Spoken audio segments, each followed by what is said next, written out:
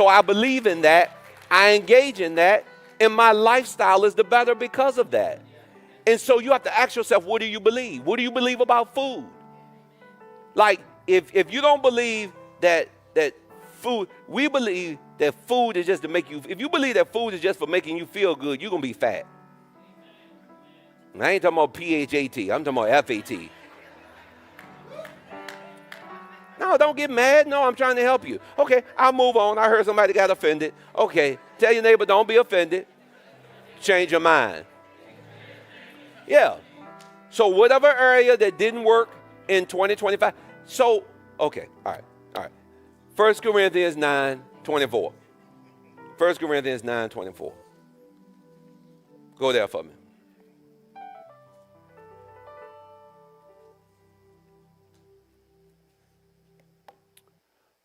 All right. Do you not know that those who run in a race, all run, but there's only one who receives a prize? Run in such a way that you may obtain it.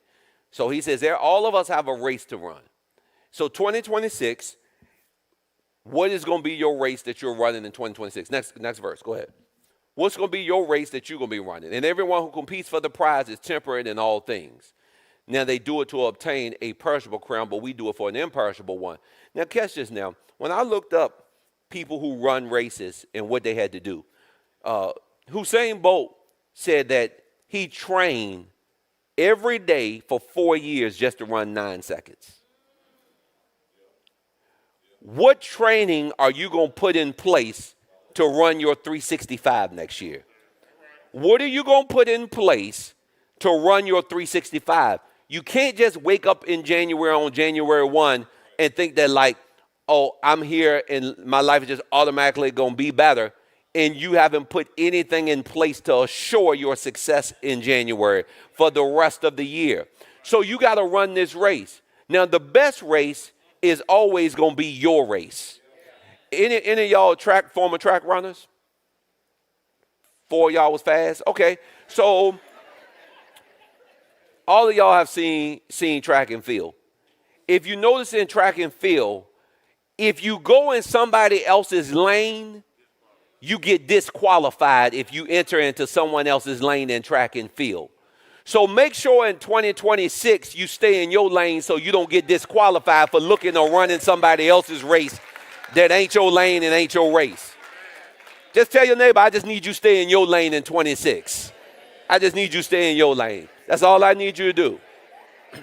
Yeah, things will be much clearer and much better if you just stay in your lane. So that means I'm not going to look at the car my neighbor got and size myself up by what they got, or my best friend got this and I'm trying to. No, I'm going to run my race because my race is going to be at my pace. Are you following me? So you don't let nobody speed you up or slow you down. You just need to run your race. You need to know what your race is. I'm going to run my race. So watch this. Go in verse 26. He says, therefore I run, thus not with what? That's very important.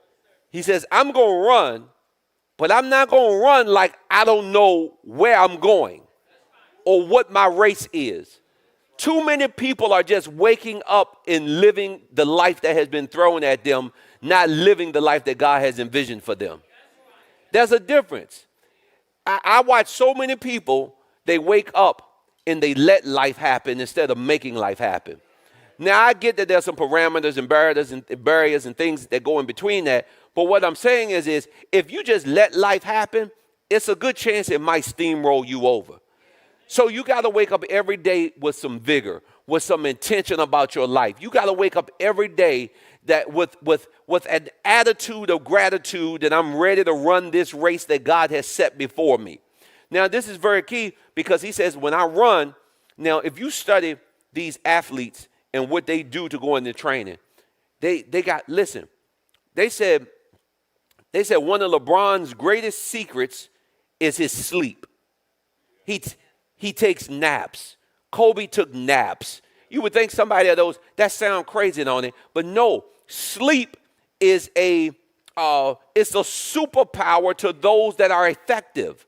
Like all of these things, Pastor, what are you talking about? I'm talking about the things in the preparation that goes into greatness for any race that must happen.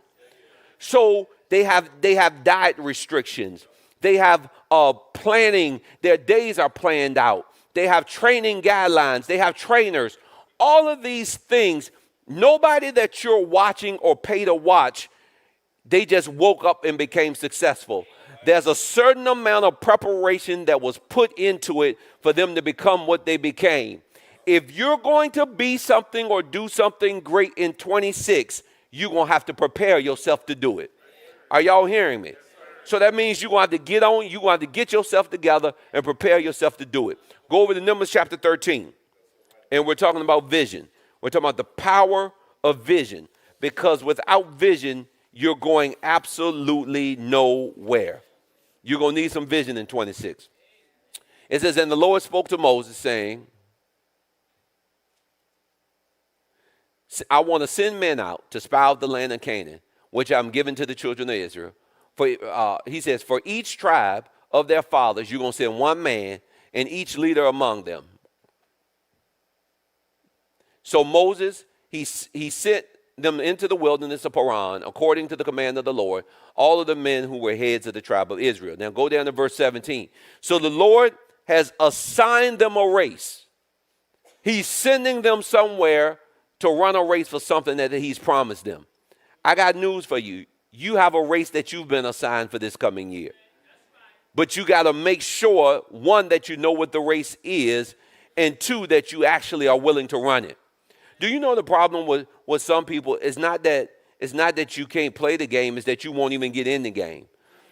So many of y'all are sidelined because of whatever has happened to you in your past, and that has nothing to do with the future that God has in store for you. So we'll deal with that in a minute. Okay, so then Moses, he sent them out to spy out the land of Canaan. Now remember, Canaan is a better place. 2026, I truly believe this in my soul. Every year you should be better.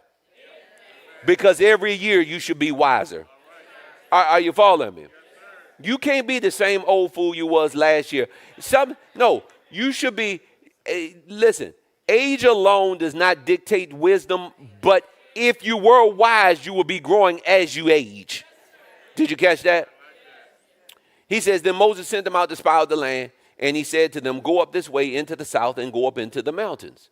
So they're going out, watch this, and see what the land is like, whether the people who dwell in it, whether they're strong, are they weak, are they few, or are they many? Verse 19. Whether the land that they dwell in, is it good, is it bad? Whether the cities or inhabitants, are they like camps or are they like strongholds? Whether the land is rich or poor, whether they are forests, whether they are not. He says, watch this is key. He tells them, I'm going to send you to see your future, but I need you to be of what? To be of what? That's important. Remember that. Because most people flail in the journey or the race before they even get to see the finish line. It takes courage to finish a race. It takes courage to finish a race. So watch this. I want you to bring some of the fruit of the land. Now the time was of the season with the first ripe grapes. Go ahead. And they returned from spying out the land after 40 days. Go down to verse, keep going.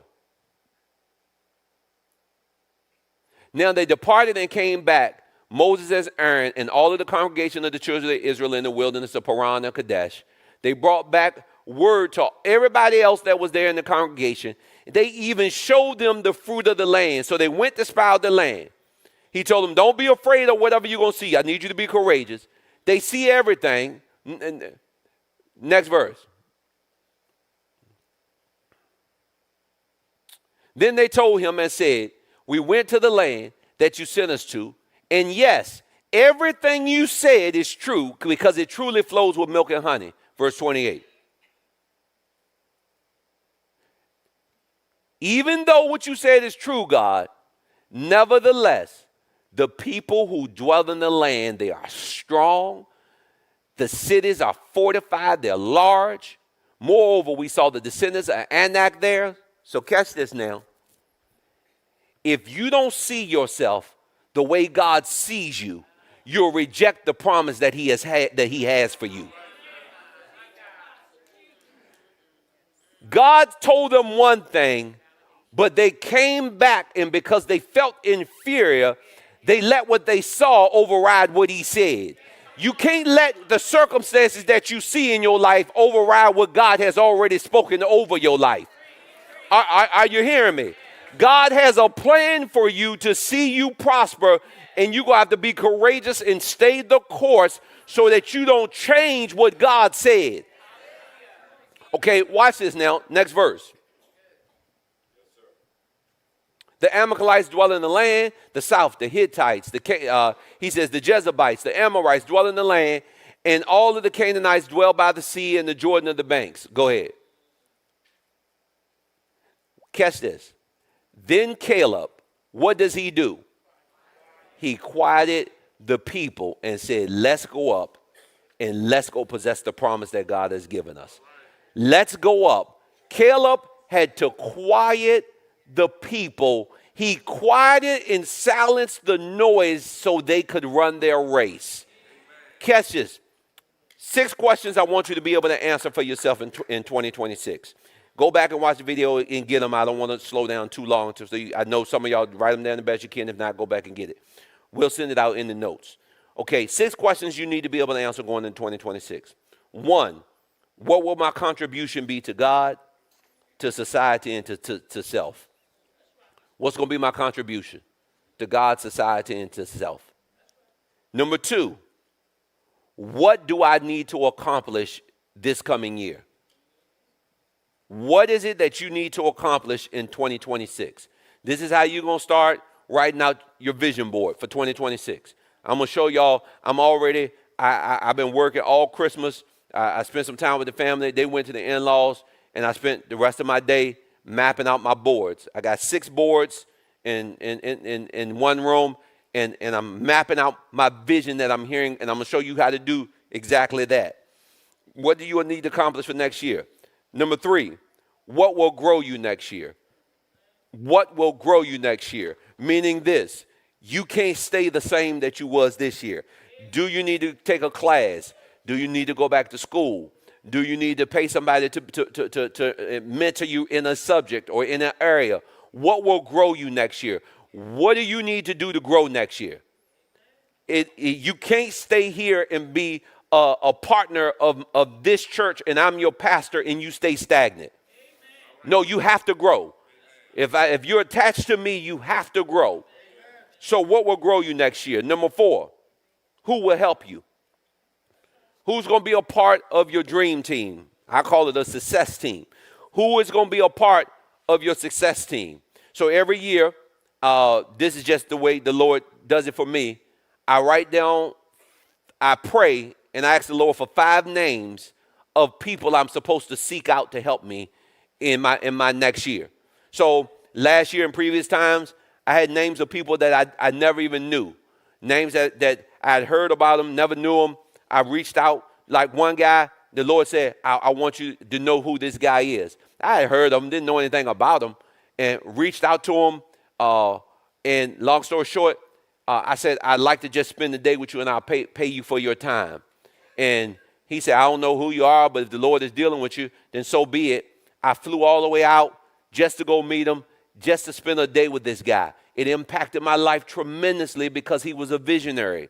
But you got to find out who are the key people in 26 that the Lord is assigning you to help you. It could be from a mentorship standpoint. It could be from just a one-day standpoint. It could be from an impartation standpoint. But who's going to help me run my race? Everybody needs somebody to help them run their race. Number 5, how do I want to be remembered?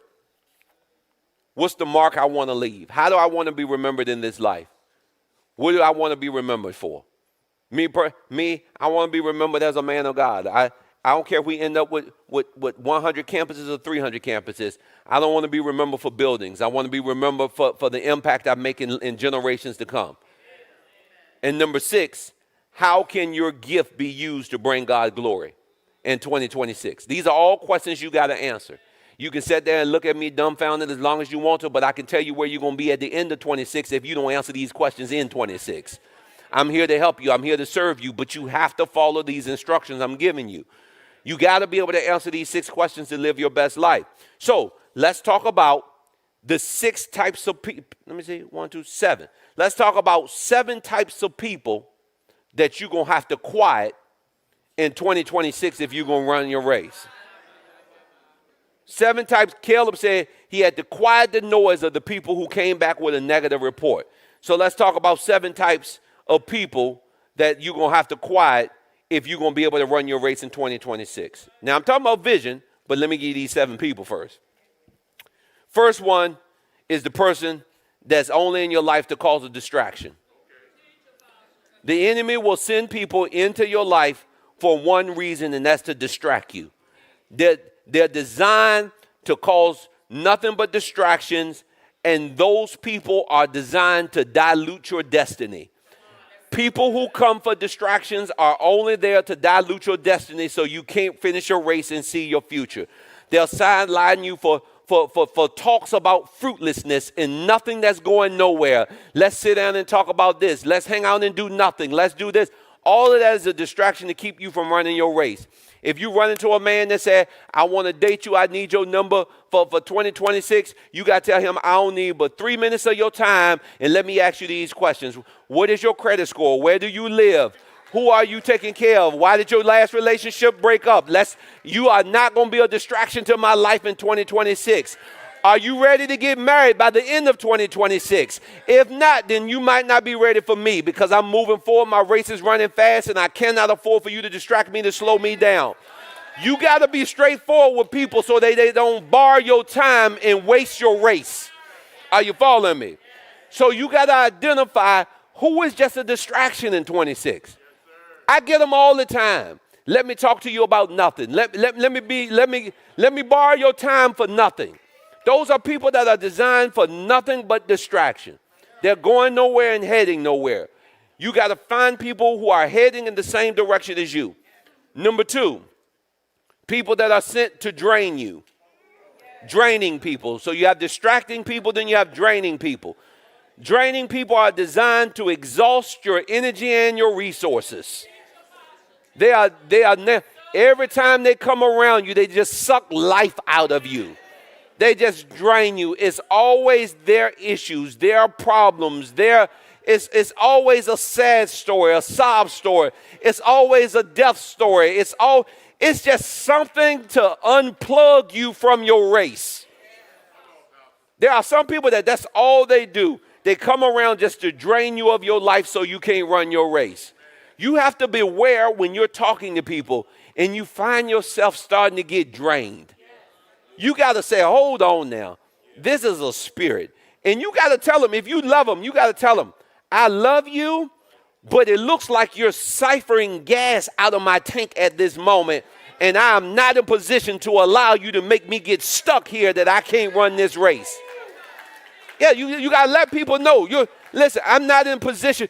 And when draining people call you, you have to let them know, I love you, but I'm not in position to help you.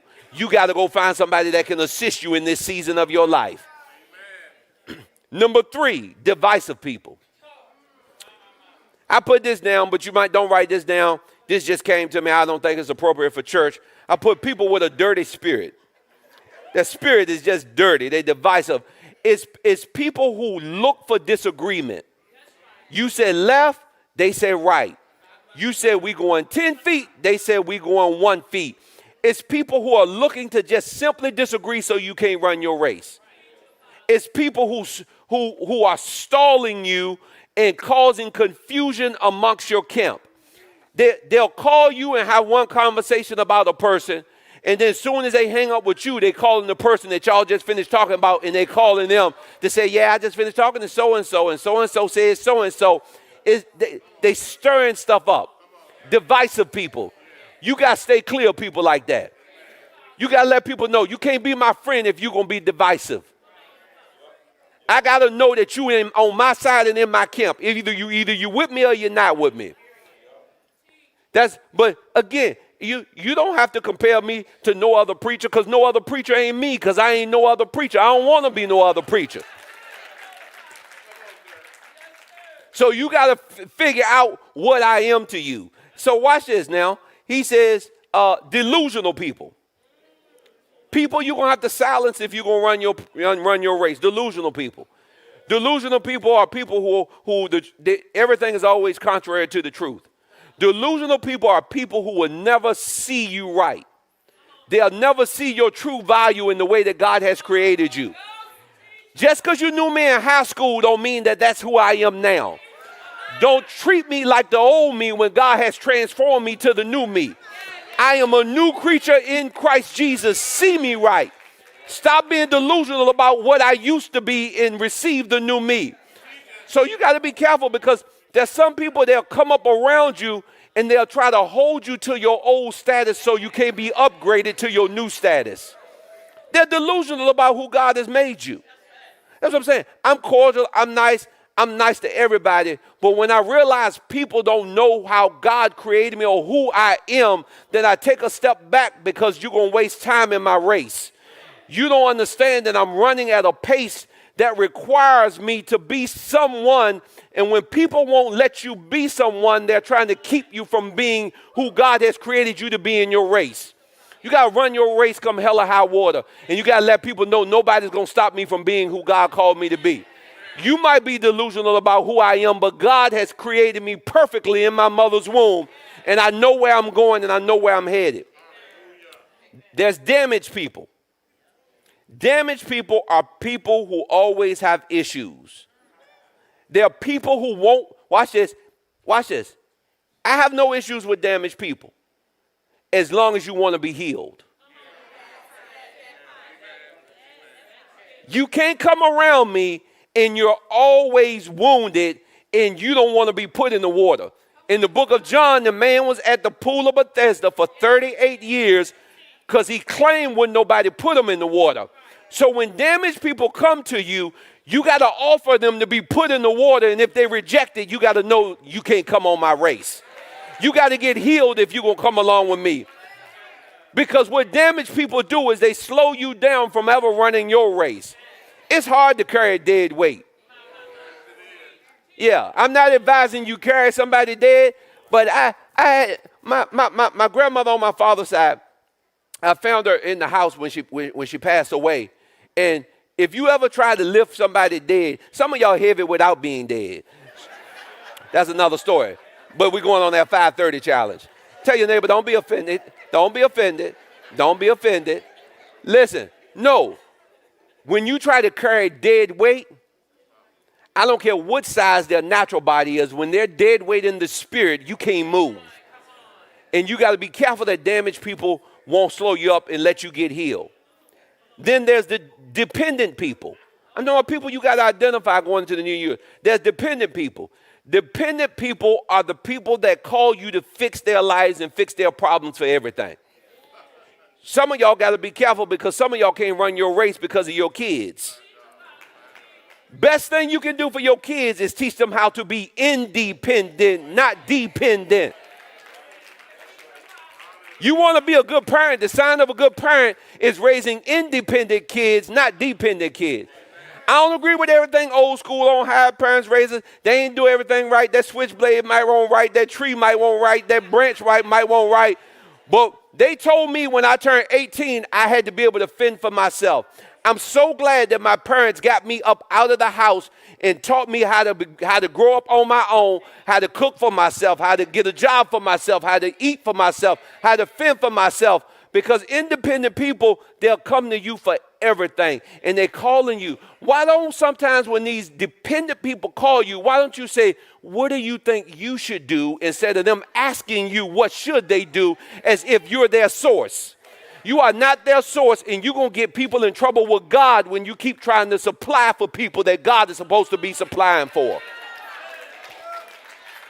Don't get in trouble with God because you're trying to be somebody's God. No, I'm going to point you to the water, but you're going to have to learn how to get there to drink for yourself. No, I'm not going to handicap people.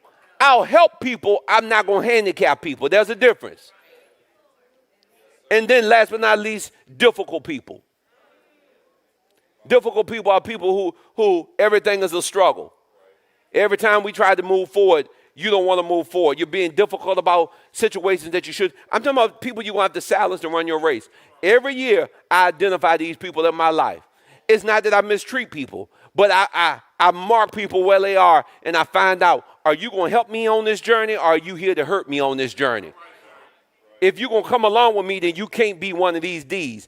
Difficult people it's people, y'all know what it is. Some of y'all, they're all in your life. It's just people who everything is an argument. Everything is a challenge. I tell my son that sometimes I leave my youngest son, sometimes I leave him right at home.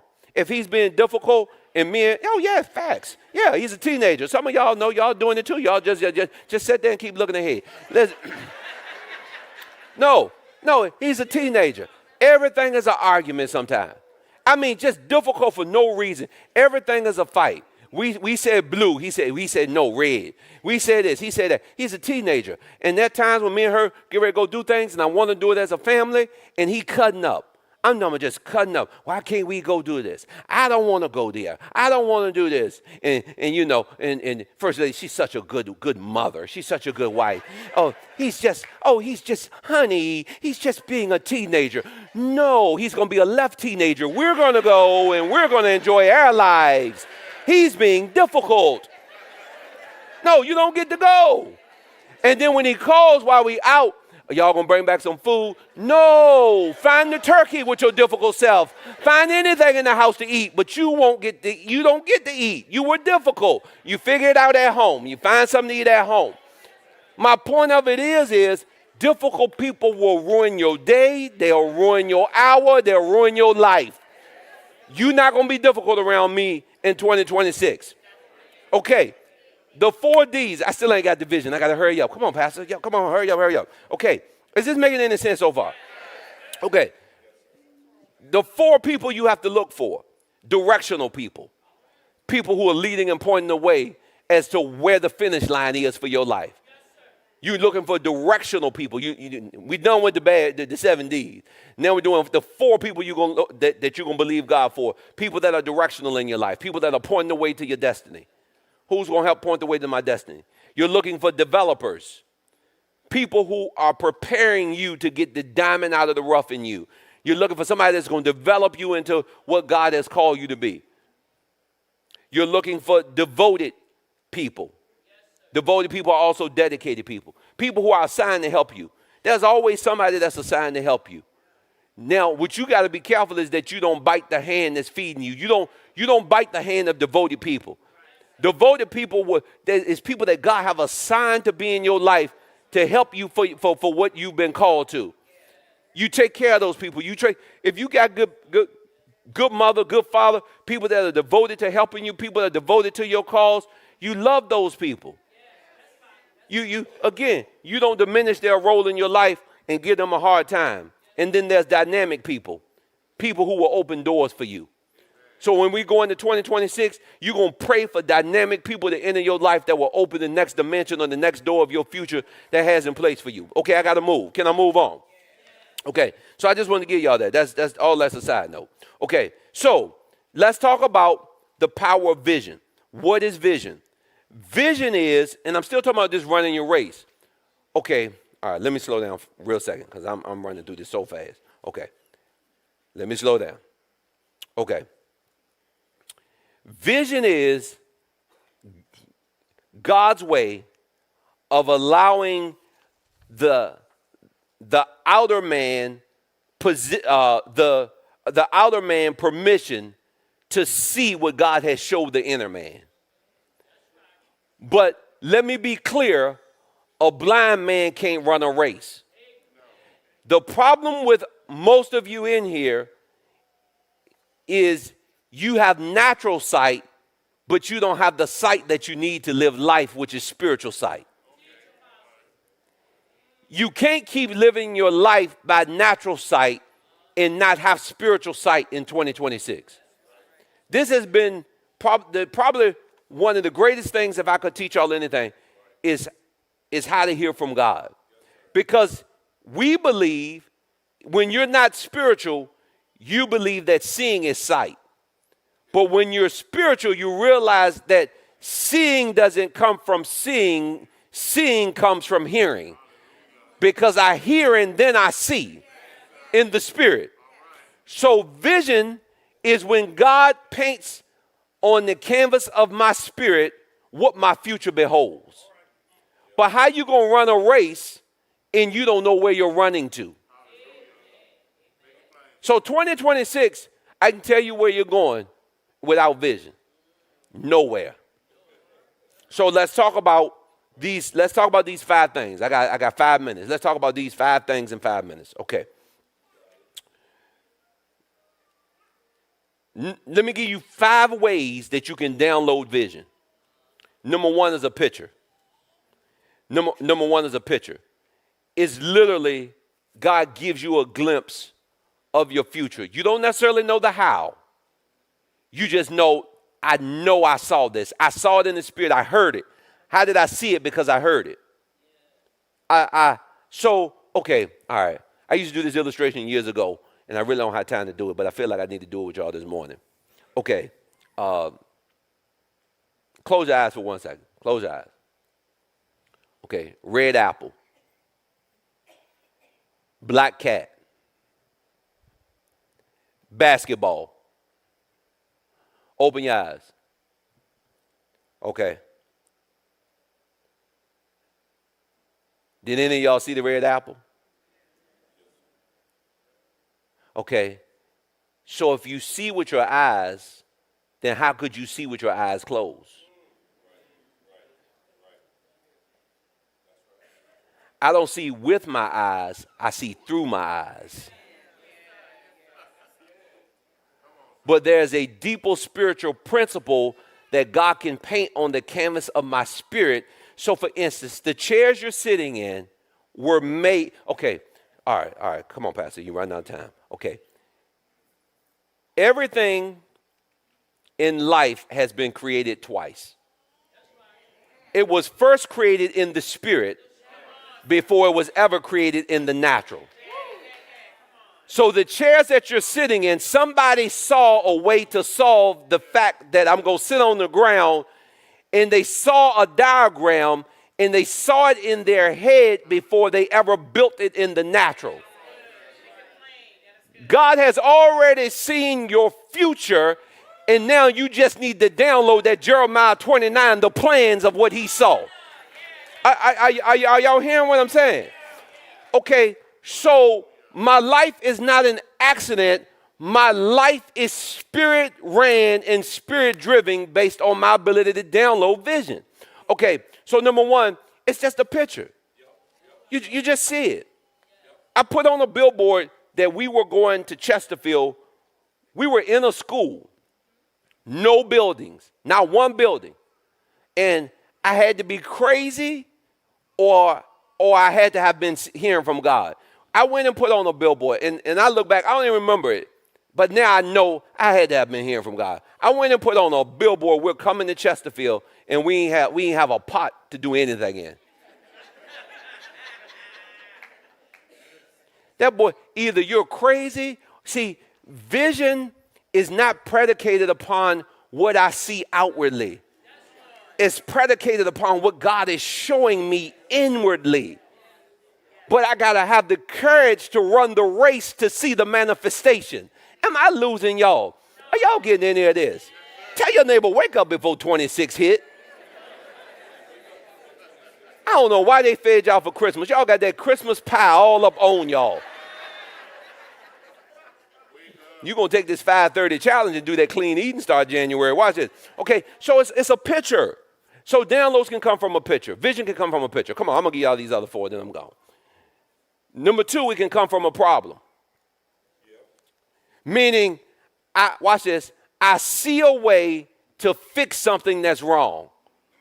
I have a vision just to fix it. I see what's wrong, and I got a vision to fix it. That's how inventions start. I see something wrong, and I see a way to fix it. That's an invention. Most of us are living in somebody else's vision. Somebody saw a way to communicate around the world without going there. This was somebody's vision in somebody's head, a way to communicate around the world without me having to physically get in a plane, car, train, or anything to get there. That was a vision. Somebody came up with a vision to be able to see better. When your eyes are not, quote unquote, focusing the way they should, somebody said there was a problem in place, but somebody saw a way to fix that. Sometimes vision just comes from, I see a problem and I have a vision to fix it. Sometimes vision comes from passion. It's just a desire. Like I want to do that. Like I feel like there's a deep burning desire to do something. You don't always have to have an explanation, but you got to be able to follow the path. When God, I used to teach on hearing from God, and I don't know if I'm gonna teach on that again or not. It's on the website of one of them, or you can go listen to one of my older sermons on it. But if you can't download the voice of God, okay, all right, let me give it to you like this. Is this making any sense, anything I'm teaching y'all? Okay, all right, I got 20 of y'all rocking. Okay. He says, catch this now. My sheep know my voice, and the voice of a stranger they will not follow. I'm teaching you that if you can't get rid of distractions, you're never going to be able to download vision. And if you don't have vision, you can't run because you can't see. Anybody that does not have vision, their life is going nowhere because they can't see. You're just living life. You're heading absolutely nowhere. I live my life by this principle. I map out as much as I can hear.